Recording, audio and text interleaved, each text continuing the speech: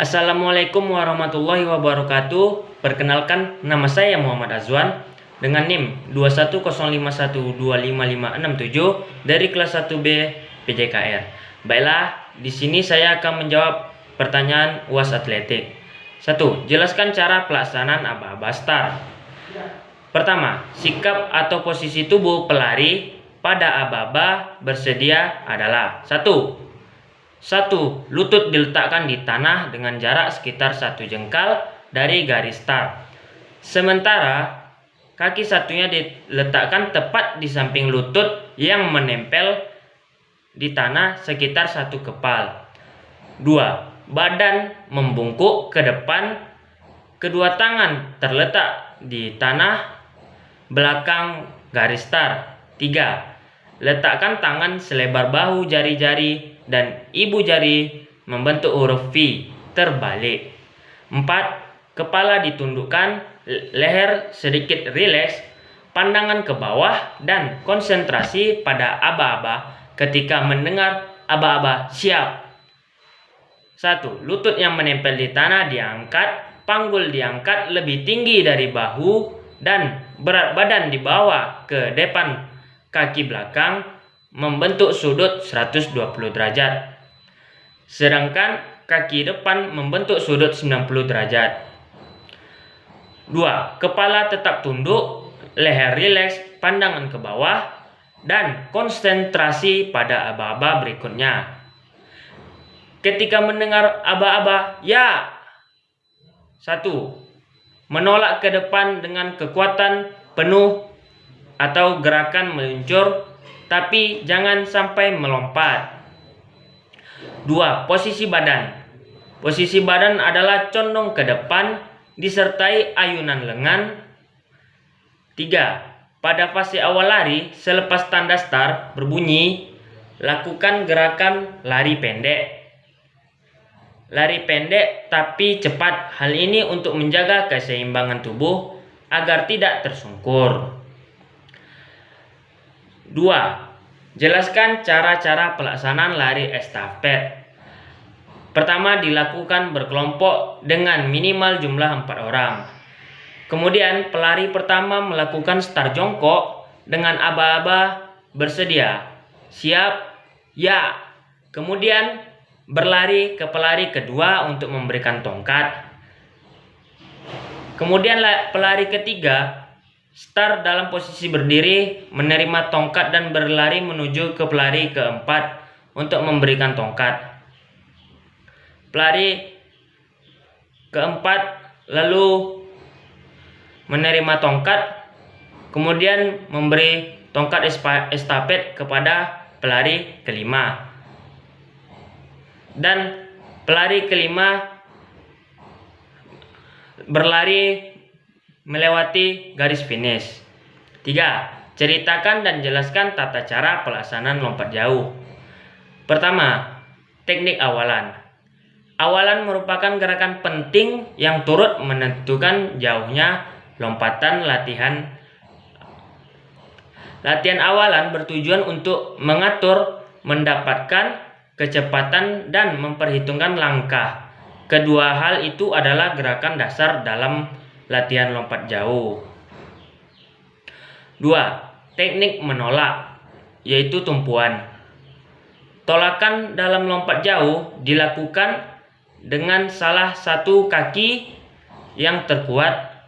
Hal ini dilakukan agar tercapai tinggi lompatan yang cukup tanpa kehilangan kecepatan awalan. Cara melakukan tumpuan yaitu pada saat menumpu, posisi badan tidak terlalu condong ke depan dan tidak juga terlalu tegak. Berat badan sedikit berada di depan titik tumpu.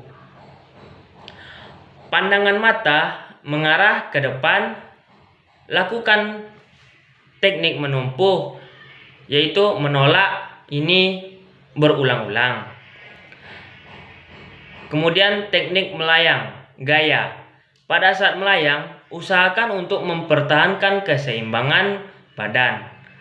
Hal ini dilakukan agar dapat melayang lebih lama. Gerakan selanjutnya adalah menekuk. Kedua lutut kita bersiap untuk melakukan pendaratan.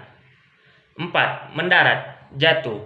Gerakan mendarat atau jatuh yang baik adalah gerakan pendaratan yang tidak mengurangi hasil lompatan. Untuk itu, perlu adanya koordinasi gerakan kaki, kepala, tangan, badan, dan tumit pada saat akan menyentuh pasir. Pada saat tumit menyentuh pasir, badan kita gerakkan ke depan untuk menghindari pendaratan pinggul agar tidak terjadinya cedera.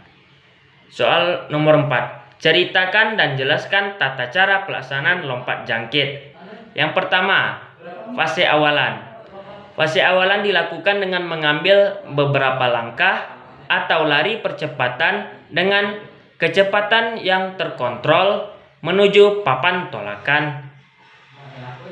Pertama, tujuannya untuk mendapatkan kecepatan ketika melompat pada fase-fase berikutnya. Berlari dengan kecepatan sedang ke cepat. 2. Fase jingkat, yaitu hop. Lompatan pertama yang dilakukan dalam olahraga lompat jangkit saat melakukan tolakan menggunakan kaki terkuat. 3. Fase langkau. Tolakan kedua setelah fase singkat dengan menggunakan kaki yang sama.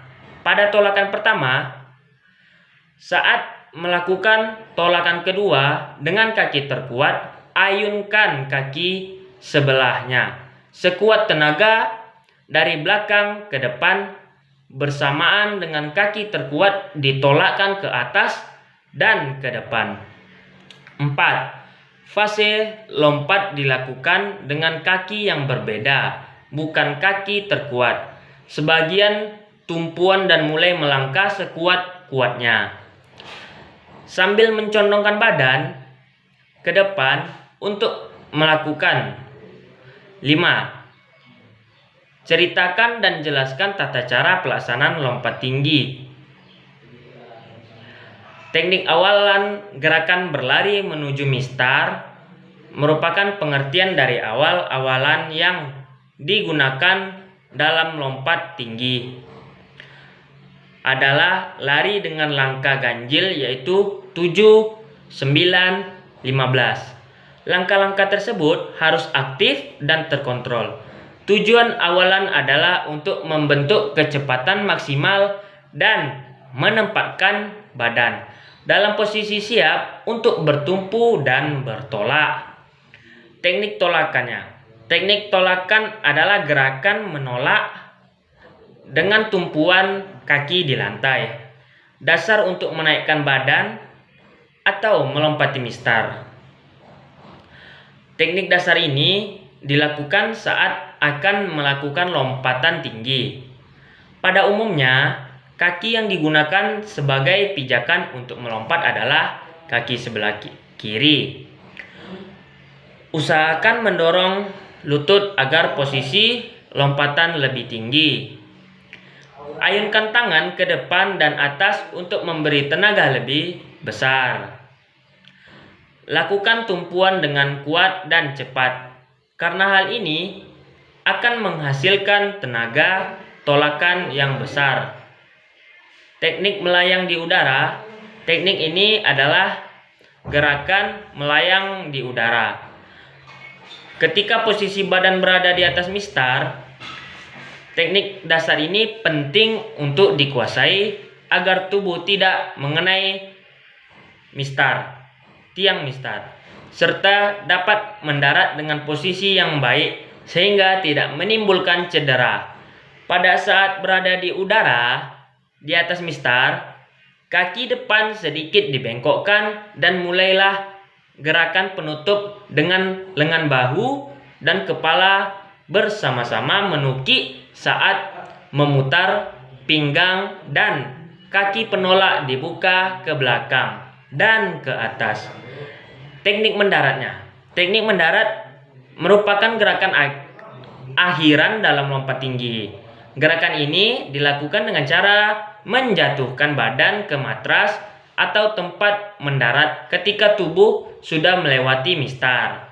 Pendaratan dimulai pada sisi kanan tubuh mengguling dengan bahu. Tujuannya adalah untuk menghindari cedera. Pendaratan dilakukan pada sisi tubuh dan mengguling terhadap bahu. 6. Jelaskan cara meningkatkan kemampuan untuk atlet sprinter. Jawabannya, pertama, kita lakukan pemanasan yang benar sebelum berlari. Kita wajib melakukan pemanasan yang berguna untuk melemaskan otot dan mencedera gerakan pemanasan yang wajib dilakukan seperti menekuk betis ke belakang, dan pemanasan ini akan melemaskan guat paha depan. Jelas.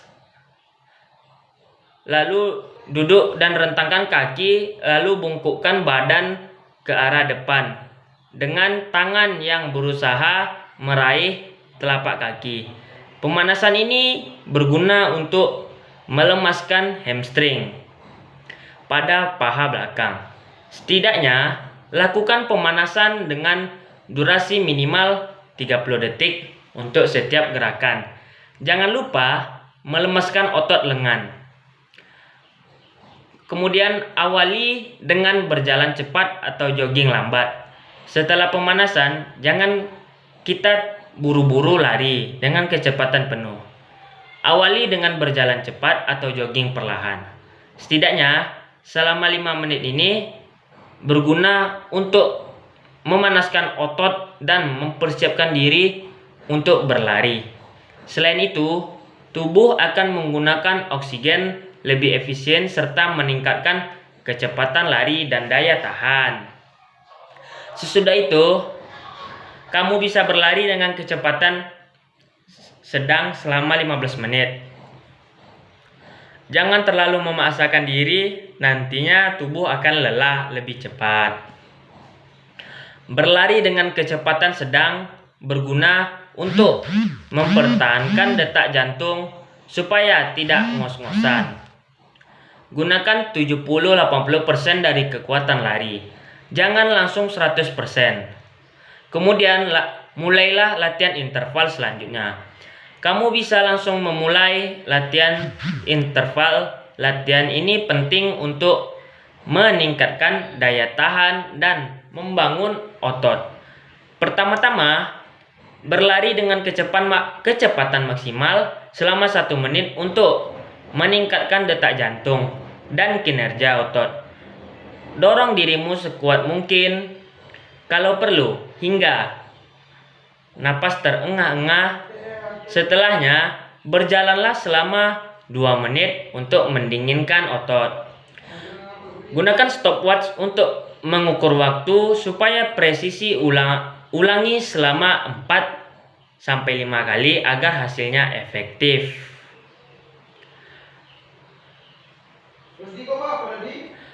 Latihan interval akan meningkatkan kebugaran lebih cepat dari jenis latihan lari lain. Setelah latihan interval usai, berjalanlah selama 5 menit. Latihan interval yang diulang-ulang selama 4-5 kali memang melelahkan. Setelahnya kamu bisa berjalan kaki selama 5 menit. Hal ini berguna untuk melatih otot sekaligus menurunkan detak jantung. Biasanya setelah latihan interval, otot betis akan sakit dan berjalan kaki akan meringankan rasa sakit tersebut. Pastikan untuk latihan interval setidaknya seminggu sekali. Dianjurkan untuk tidak melakukan latihan ini lebih dari 2 kali dalam periode 10 hari, karena akan meningkatkan risiko cedera. Setelah terbiasa latihan interval, tingkatkan latihan dengan berlari sprint 1 menit penuh dan berjalan kaki selama 1 menit, bukan 2 menit seperti sebelumnya. Kombinasikan dengan latihan kekuatan. berlatih lari saja tidak cukup. Untuk meningkatkan lari, kamu perlu mengkombinasikan dengan latihan kekuatan atau angkat beban. Apabila latihan kekuatan ini kurang, kita akan mengalami performance. Ini adalah kondisi di mana tidak ada progres yang signifikan untuk meningkatkan pace lari walau kita sudah berlatih keras. Kamu bisa memulai dengan melakukan squat sembari mengangkat barbel. Pilih barbel yang ukurannya ringan seperti 2 atau 3 kg. Masing-masing tangan harus mengangkat barbel sembari latihan jongkok dan berdiri selama berulang-ulang. Memang melelahkan, namun akan terbayar dengan hasilnya. Jika sempat coba hill training, apabila kamu memungkinkan, kamu bisa mencoba hill training. Hill training ini adalah latihan lari di jalanan yang menanjak, tidak harus di bukit atau gunung. Menurut Lisa Reich, seorang pelatih lari di laman Runner's World, training bisa menguatkan otot, mempercepat lari, dan baik untuk lari jarak jauh seperti maraton. Jika kamu tinggal di dataran rendah di mana tidak ada jalanan naik, kamu bisa berlatih hill training di treadmill. Pertama, berjalan kaki selama 2 menit, lalu lanjutkan dengan berlari santai selama 5 menit. Lalu naikkan treadmill dengan kemiringan 5% dan berlarilah selama 90 detik. Akhiri dengan jogging santai selama 3 menit dan ulangi beberapa kali. Imbangi dengan makanan dan gaya hidup sehat. Baiklah, hanya ini yang dapat saya sampaikan. Saya sudahi. Assalamualaikum warahmatullahi wabarakatuh.